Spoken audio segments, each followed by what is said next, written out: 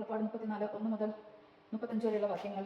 വീണ്ടും ഉടമ്പടി പത്രിക. കർത്താവ് മോശയോട് അരുളി ചെയ്തു, ആദ്യത്തേത് പോലെയുള്ള 2 കൽപ്പലക ചെത്തിയെടുക്കുക. നീ ഉടച്ചു കളഞ്ഞ പല കൈകളിലുണ്ടായിരുന്ന വാക്കുകൾ തന്നെ ഞാൻ അതിൽ എഴുതാം. പ്രഭാതത്തിൽ തന്നെ തയ്യാറായി സീനായ് മലമുകളിൽ എൻ്റെ മുൻപിൽ നീ സന്നിഹിതനാകണം. ആരും നിന്നോടൊന്നിച്ച് കയറി വരരുത്. മലയിലെങ്ങും ആരും ഉണ്ടാകുകയും വരുത്. മലയുടെ അടുത്തെങ്ങും ആടുകളോ മാടുകളോ മെയ്യരുത്.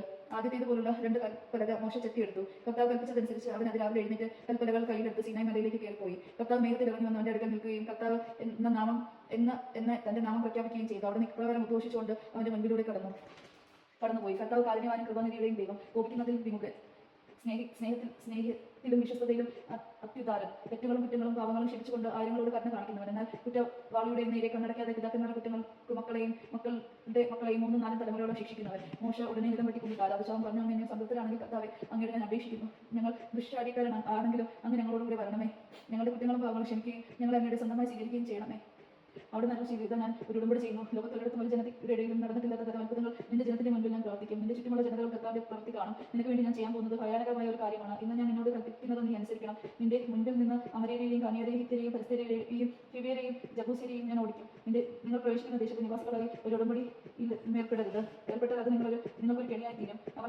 നിങ്ങൾ അവരുടെ ബലിപീഠം വിശുദ്ധ സ്തംഭങ്ങളും തകർക്കുകയും അശോര ദേവതയുടെ പ്രതിഷ്ഠകൾ നശിപ്പിക്കുകയും ചെയ്യണം. മറ്റൊരു ദൈവത്തെ ആരാധിക്കരുത്. എന്തെന്നാൽ അസഹിഷ്ണു എന്ന പേരുള്ള കർത്താവ് അസഹിഷ്ണുവായ ദൈവം തന്നെ. ആ ദേശത്തെ നിവാസികളുമായി നിങ്ങൾ ഉടമ്പടി ചെയ്യരുത്. ചെയ്താൽ തങ്ങളുടെ ദേവന്മാരെ ആരാധിക്കുകയും അവർക്ക് ബലി അർപ്പിക്കുകയും ചെയ്യുമ്പോൾ അവർ നിങ്ങളെ ക്ഷണിക്കുകയും അവരുടെ ബലിവസ്തു ഭക്ഷിക്കാൻ നിങ്ങൾക്ക് ഇടവരികയും ചെയ്തേക്കാം. അവരുടെ പുത്രിമാരെ നിങ്ങളുടെ പുത്രന്മാരെ കൊണ്ട് വിവാഹം കഴിപ്പിക്കുകയും ആ പുത്രന്മാർ നിങ്ങളുടെ ദേവന്മാരെ ആരാധിക്കുകയും നിങ്ങളുടെ പുത്രന്മാരെ അതിനെ പ്രേരിപ്പിക്കുകയും ചെയ്തു എന്നല്ല. നിങ്ങൾക്കായി ദേവന്മാരെ ഉണ്ടാക്കരുത്. പുളിപ്പില്ലാത്ത അപ്പത്തിന്റെ തിരുനാൾ നിങ്ങൾ ആചരിക്കണം. ഞാൻ കൽപ്പിച്ചിട്ടുള്ളതുപോലെ അബീബ് മാസത്തിൽ 7 നിശ്ചിത ദിവസങ്ങളിൽ നിങ്ങൾ പുളിപ്പില്ലാത്ത അപ്പം ഭക്ഷിക്കണം. കാരണം അബീസ് മാസത്തിലാണ് നിങ്ങൾ ഈജിപ്തിൽ നിന്ന് പുറപ്പെട്ടത്. ആദ്യ ജാതരെല്ലാം എനിക്കുള്ളതാണ്. ആടുമാടുകളുടെ കടിഞ്ഞൂലുകളും എന്റേതാണ്. കഴുതയുടെ കടിഞ്ഞൂലിനെ ഒരു ആട്ടിൻകുട്ടിയെ നൽകി വീണ്ടെടുക്കുന്നുവെങ്കിൽ അതിനെ കഴുത്ത് നെഞ്ച് കൊല്ലണം. നിങ്ങളുടെ പുത്രന്മാരിൽ എല്ലാ ആദ്യ ജാതരെയും വീണ്ടെടുക്കണം. വെറും കൈയോടെ ആരും എന്റെ മുന്നിൽ വന്നുകൂടാ. 6 ദിവസം നിങ്ങൾ ജോലി ചെയ്ത് 7 ദിവസം വിശ്രമിക്കണം.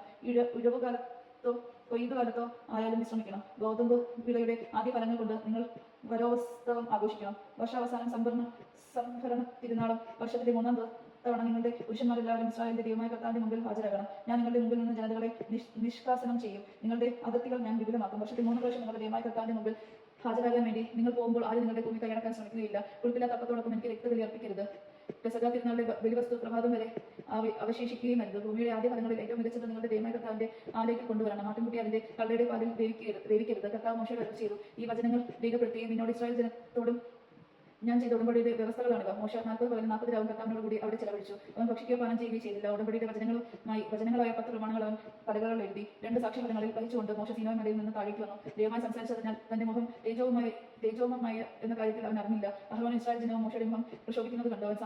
അവനെ സമീപിക്കാൻ അവർ ഭയപ്പെട്ടു. മോശ അവരെ വിളിച്ചു. അഹ്റോനും സമൂഹ നേതാക്കന്മാരും അടുത്ത് ചെന്നു. മോശ അവരോട് സംസാരിച്ചു. അനന്തരം ജനം അടുത്ത് ചെന്ന് സീനായ് മലയിൽ വെച്ച് കർത്താവ് തന്നോട് സംസാരിച്ചതെല്ലാം അവർക്ക് കൽപ്പനയായി നൽകി. സംസാരിച്ച് തീർന്നപ്പോൾ മോശ ഒരു മുഖപടം എന്ന പോലെ മുഖം മറച്ചു. അവൻ കർത്താവിനോട് സംസാരിക്കാൻ തിരുമുൻപിൽ ചെല്ലുമ്പോഴോ അവിടെ നിന്ന് പുറത്തു വരുന്നതുവരെയോ മുഖപടം ധരിച്ചിരുന്നില്ല.